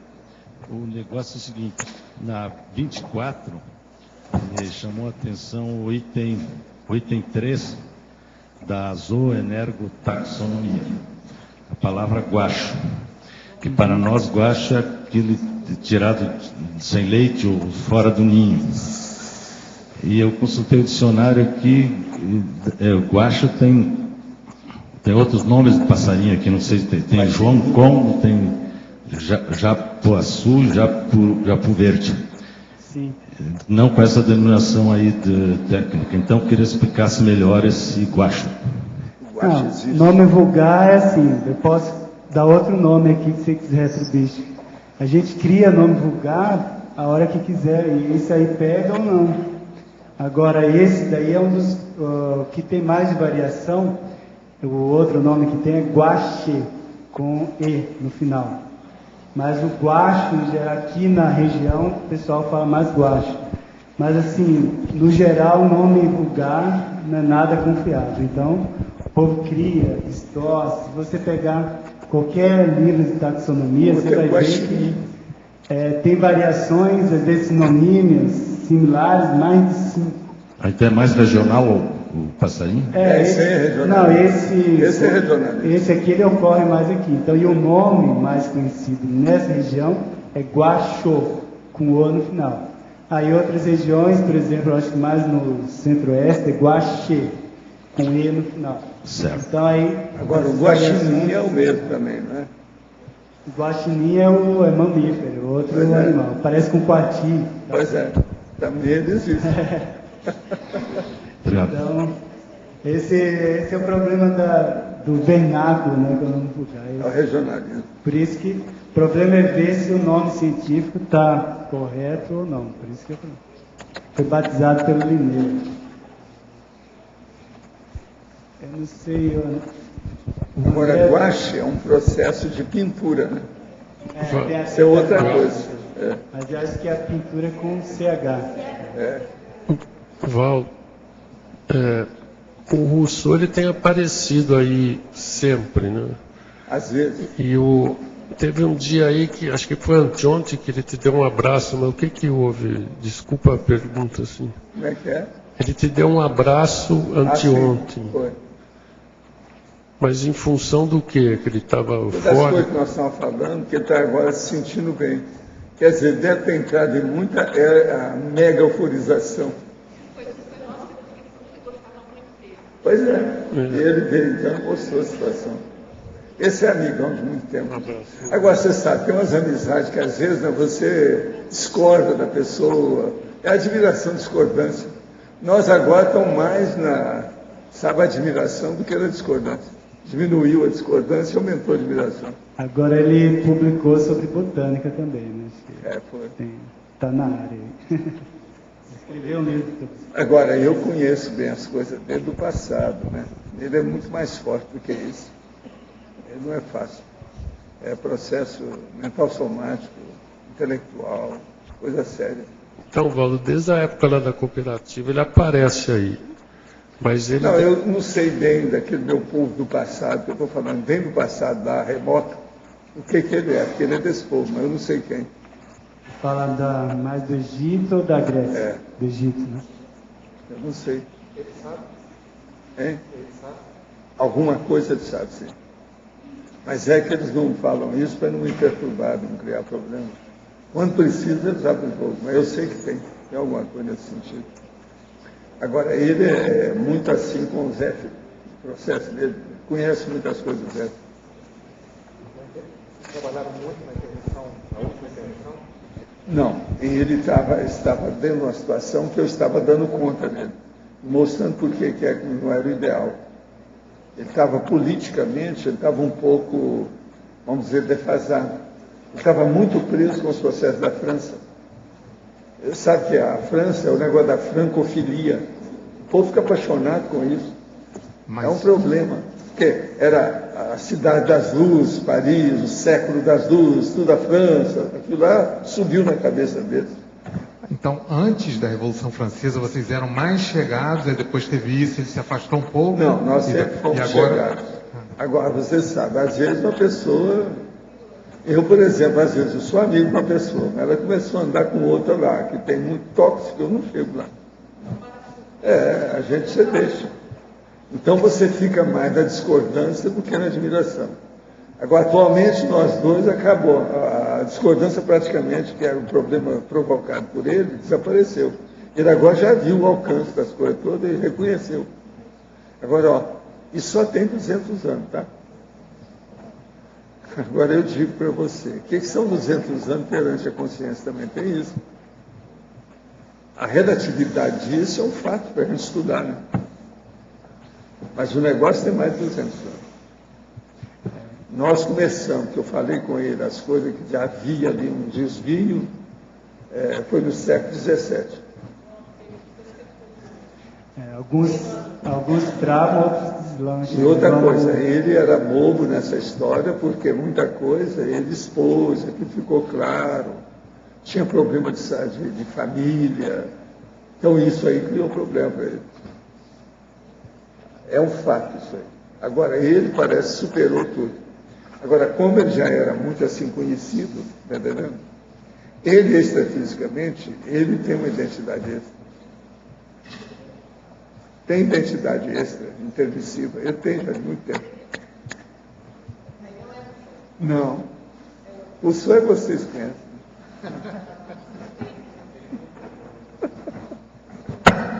é um fato. Agora, o que eu vejo é o seguinte, ele agora vai longe. Ele vai enfoguetar com essa situação toda. Por isso que ele está eufórico. Ele viu o alcance da situação. Ele viu que ele estava menor. O rendimento dele estava menor daquele jeito. Então, antes... Você sabe, o processo de política, gente, é muito difícil. É muito complexo. Muito intrincado. Antes, então, ele realizou coisas maiores, coisas melhores? Assim, não, mas ele realizava dentro daquele nível da antiguidade, das coisas todas passadas, ele realizava as coisas que você podia dar no nível de intelectual, alto nível, para a época. Mas isso não era fichinha. Né? Eu estou falando isso bem antes do processo dos cursos intensivos. E também relacionado à política ou não? Tinha, tudo tinha política ali. Ele era de muito tempo assim. Grécia, alguma coisa? Esses políticos igual ele são aqueles caras que já foram políticos em diversos países ou nações, diversos continentes. Então sai de baixo. Professor. Está entendendo? Agora tem experiência por causa do processo de liderança. Professor, agora aqui na Conscienciologia, além do senhor, ele tem mais afinidade com outras pessoas? Com certeza, né? Tem. Você tem afinidade comigo, eu tenho afinidade assim mais íntima, eu tenho com um monte de gente aqui. Vocês não ficam pensando que vocês me conhecem de outro dia. Não é não. Vocês já têm me aguentado há muito tempo. E reciprocamente, e mutuamente, eu também tenho aguentado vocês. É a vida. Agora, faz parte da evolução. O senhor sabe qual foi a personalidade dele antes de ser Rousseau? Alguma coisa. Pode falar? Mas eu não posso falar. Tá bravo aí. Cara, tá bravo. Eu não gosto de estar aqui. Agora, professor Paulo, eu não li muita coisa do Rousseau, não, mas eu li Cartas do D'Alembert. Cartas do D'Alembert, ele defende a igreja ainda, mesmo ele sendo iluminista, é uma maior contradição. Mas ele era muito processo preso à político, igreja. Os desvios dele eram de base política, mas o que eu acho que era o defeito mais sério, onde tinha maior fissura, era no processo da francofilia, devido à Revolução Francesa. Então, isso é que desviou o Rousseau um pouco. Agora, ele já estava um pouco alterado com aquilo, devido aos amigos que ele tinha, as coisas esquisitas. Por isso que teve os processos dele de família, aqueles negócios que ele deixou escrito, as coisas. Tem coisa negativa. Então, ele não queria enfrentar isso. Passou muito tempo, ele foi empurrando com a barriga. Mas ele até que fazia alguma assistência no modo dele, aquele jeito, você está entendendo? Você não podia considerar que ele fosse um mega assediador com todo esse montante, esse regimento de gente em torno dele. Não, não era. Mas não era aquilo que os amigos esperavam dele. Você está entendendo o que ele quer dizer? No meu caso, por exemplo, não era isso que a gente esperava. Agora, ele mudou já faz alguns anos lá na CP2. E agora, parece que ele alcançou aquilo que a gente chama aí no caso seria como é que chama? Não, tem um nome que faz. Não, o que acontece quando uma pessoa, ela se liberta? Não. Como é que é o negócio da psicologia? O próprio Freud falou, catarse. Ele fez uma paracatarse, que é uma reciclagem mais forte, mais profunda. Significa que é isso, por isso que ele está feliz. Então, professor, aqui, ó, Délio. Então ele não era mega assediador diretamente assim, pelo que deu para ver? Não, você não pode falar que seja. Mas agora, para os critérios mais absolutos, mais sérios, daquele povo maior, ele é. A gente não tratava ele assim, né? Eu não. Tudo você sabe, tem um processo político, diplomático, tem um jeito, né, da situação. Agora, é muito bom quando fica num nível igual esse dele, porque isso é uma vitória. Agora, veja, o Zéfiro queria ver isso antes de eu nascer. E não viu, a gente não conseguiu. Isso era como se fosse uma derrota. Agora, para mim e para o Zéfiro, é uma vitória. Então, professor Valdo.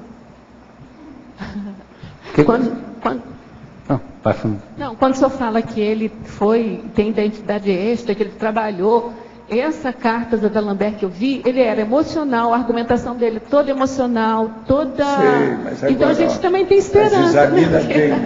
Ele, aqui, escuta, ele é que influiu mais, ele e o Voltaire, que influíram mais na Revolução Francesa. Agora, eu era consciente na ocasião, ajudando aquilo que eu podia. E viu algumas coisas que aquilo ia desviar. E aconteceu. Quando ele dessomou com a situação, porque ele dessomou antes da Revolução Francesa. Agora, aquilo, então, desencaminhou. E outra coisa, a Revolução Francesa não correspondeu ao que se esperava. Houve desvio demais. Aquilo, então, repercutiu em cima de todo esse povo todo. Você entende? Agora, o processo é a França, depois, o que segurou. Aí é que é o X. Tem gente que acha que está com problema também já. Tá.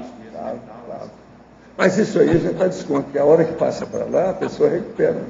Ainda mais no caso dele. Agora, há o envolvimento de muitos de nós aqui na Revolução Francesa também, né? Do grupo que está aqui hoje. Tem, né? E alguns não eram tão bonzinhos também, não. Agora, ó, eu espero, então, mais 700 bebês, é isso? Tá bom? Tá. Ok? Nós começamos. Obrigada. As pontuações da tertúlia de hoje foram 102 assinaturas no livro de presença, 24 perguntas presenciais e 11 perguntas respondidas online. Hoje temos 3 recados. Priscila, 8ª semana da Invexis, a mim, curso 40 manobras, Alcira, primeira jornada internacional de conscienciometrologia. E antes, Fernando vai falar sobre os amigos da enciclopédia. Boa tarde a todos. Nosso convite para os teletertulianos e tertulianos é para associar ao programa Amigos da Enciclopédia. Associando ao programa Amigos da Enciclopédia, mais do que você se beneficiar com a baixa eletrônica da Enciclopédia da Conscienciologia no seu computador, de fazer pesquisas através do Holoserver em 23 obras da Conscienciologia, inclusive os tratados da Conscienciologia, Enciclopédia, você pode fazer tudo isso sendo amigo da enciclopédia. Mais do que isso, é o vínculo consciencial que você tem com a enciclopédia da Conscienciologia. Então, essa que é a importância do seu trabalho. E todo o recurso proveniente do programa Amigo da Enciclopédia, dos associados do programa Amigo da Enciclopédia, são totalmente aplicados na manutenção dos ambientes do holociclo, da holoteca, do tertuliário, da transmissão das tertúlias, a produção da enciclopédia da Conscienciologia. Então, nosso convite é você se tornar mais um associado do programa. É muito fácil, basta ligar na recepção do CAEC, todos os dias, das 8 às 18, no telefone 45 35 25 26 52. Você faz a sua associação rapidamente, em poucos minutos, por meio do cartão de crédito. E também pelo site www.enciclopediaconscienciologia.org. Obrigado. Boa tarde a todos. Gostaria de convidá-los a participarem da 8ª semana da Invex, que ocorrerá em Foz do Iguaçu, dos dias 15 a 22 de julho. Na semana, nós teremos o pré-evento com os professores Nancy Trivelato e Wagner Alegrete, falando sobre atacadismo assistencial teático, desafios e oportunidades. Então, os professores vão trazer as experiências deles com a gestão de instituição conscienciológica global e seu impacto na ficha evolutiva pessoal. Vamos falar sobre a aceleração da conquista da desperticidade, o universalismo na prática, uma abordagem holossomática, os efeitos holocármicos do poliglotismo e a verdadeira paradiplomacia, com discussões de casos, entre muitos outros temas relacionados ao atacadismo assistencial teático. Esse curso é nosso pré-evento, dia 15 de julho. Para mais informações e inscrições, pode ser na recepção do CAEC ou pelo telefone 45 3525 2652, ou também vocês podem enviar e-mail para cursos@asinvexis.org. Obrigada. Olá, o meu convite é para que você venha a Foz do Iguaçu no mês de julho participar do curso 40 Manobras Energéticas. O curso 40 Manobras é ministrado pelo professor IEPCOM Mário Oliveira. É um curso de 4 dias em que trabalhamos intensamente as energias, uma maratona de trabalhos energéticos. E ele visa não só a pessoa que quer melhorar o seu domínio energético, já tem algum domínio e quer melhorar, mas também as pessoas de primeira vez. Esse curso já foi dado algumas vezes e a minha experiência, do que eu tenho observado no curso, é que aquela pessoa que não sabe nada de Conscienciologia é um bom curso de entrada.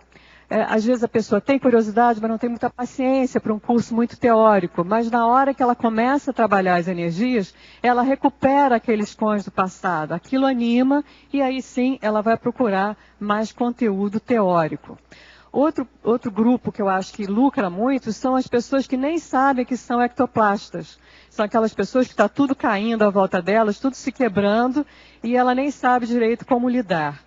E o outro grupo são aquelas pessoas que trabalham com muito público, chegam em casa chupadas porque não entendem muito da questão da desassimilação energética.